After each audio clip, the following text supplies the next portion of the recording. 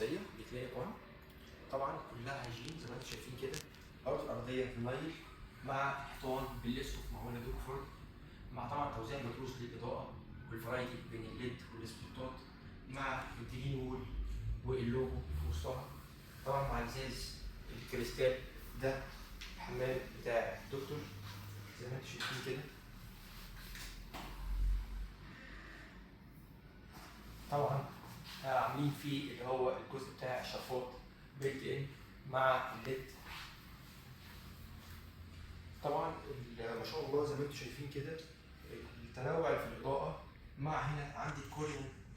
لعلاقه الكوريان دي الحته دي كلها كوريان طالعه من الحيطه مسلمه الناحيه الثانيه، ده كله كوريان مع الليد رابر، مع المكتب طالع فلاش مع الكوريان هنا. التفاصيل دي مهمه جدا احنا بناخدها في الحسبان. طبعا هنا مكان الدكتور احنا مجهزين له كل حاجه يتمناها. عنده هنا الوصولات بتاعه الشاشه عاملين حسابنا فيها، تمام.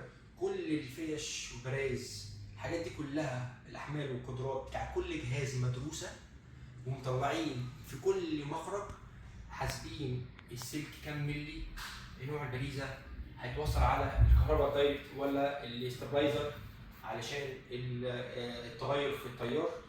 هنا المكتب طالع كوريان برضو هيجين تماما، كوريان جماله. بص الفينيشنج والتشطيب ما شاء الله.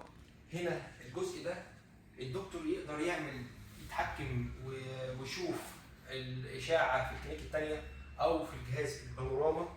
هنا مطلعين وصلات كهرباء والوصلات بتاعه السلك. السلك ده مرتبط بالجزء بتاع الاسكانر. ده جزء اسكانر، حاجه مهمه جدا جدا جدا ان انا اقدر اعمل سكان للبيشنت، واقدر ممكن اعمل فول ارش في وقت قليل جدا حوالي 45 دقيقه. طبعا مطلعين المخارج الكهرباء اللي في الارض، وطبعا المكان ده كله هنا في حوار هنا. يعني احنا عندنا طبعا ان انا اخد بالي من الفلور بوكس، تمام. والمواسير اللي طالعه هنا كلها كان مواسير سكشن، مواسير كومبريسور، مواسير الصرف، تغذيه الميه. الكلام ده كله خارج من هنا داخل على غرفه الراك هنا داخل في الجزء ده. والمواسير ماشيه بانسيابيه بتاع مفتوحه كلها 45 بعيد عن اماكن تثبيت اليونت. هنا احنا قبل ما نثبت ده بنصب هنا خرسانه تحتيه، نحط الشابلونه ونوزع مواسيرنا كلها. اخر حاجه نتكلم عليها هنا في العياده، هنا عندي الكاونتر توب هنا زي ما انتم شايفين برضه كوريان.